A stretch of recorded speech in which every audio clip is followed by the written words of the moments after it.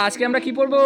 প্রাচীন বিশ্বের বিভিন্ন সভ্যতা। হ্যাঁ, গুড। আচ্ছা বলো তো এটা একটা কি নদী? এই নদীটার নাম কি? টাইগ্রিস নদী। আচ্ছা বলো তো এই নদীটার নাম কি? ইউফ্রেটিস। আচ্ছা এই যে একটা নদী, এই একটা নদী, এই নদীর মধ্যে কি আছে? একটা দেশ আছে। কি আছে?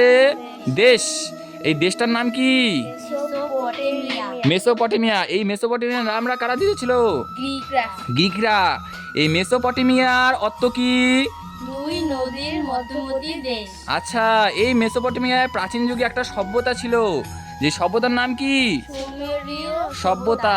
কি ছিল? সুমেরীয় সভ্যতা। আচ্ছা এখানে কি পশু বাস করতো? মানুষ বসবাস করতো। এই মানুষগুলো কি ছিল? গণিত, জ্যোতির্বিজ্ঞান, নানা জ্ঞান বিজ্ঞান নিয়ে কি করতো? চর্চা করতো। তারা কি বানিয়েছিল?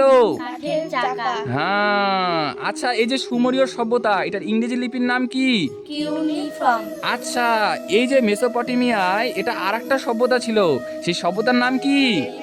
সভ্যতা। হ্যাঁ, বেবিলনীয় সভ্যতা। এখানে একটা কি ছিল? রানী ছিল? না, রাজা। রাজা ছিল। কি ছিল? রাজা ছিল। সেই রাজা প্রথম কি করেছিল? প্রথম লিখিত আইন চালু করেছিল। বাহ, তাহলে তোমরা বুঝতে পারলে তো এটা? হ্যাঁ। হুম।